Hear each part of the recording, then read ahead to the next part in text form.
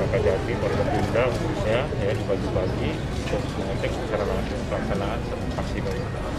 Dan hari ini Kabupaten Bonegolango ya bersama dengan seluruh komponen yang ada di sini melaksanakan vaksinasi massal yang di sekolah ya, yang melibatkan para pelajar, orang tua pelajar, kemudian juga masyarakat sekitar. Tentunya ini patut diberikan apresiasi, menurutnya kesadaran masyarakat sudah mulai.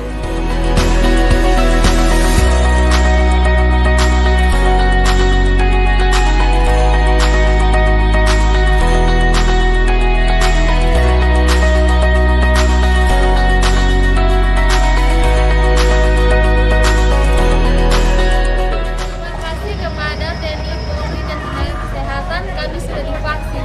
Ayo vaksin menuju Indonesia sehat. Kami saja kembar sudah divaksin. Yang lain, ayo vaksin.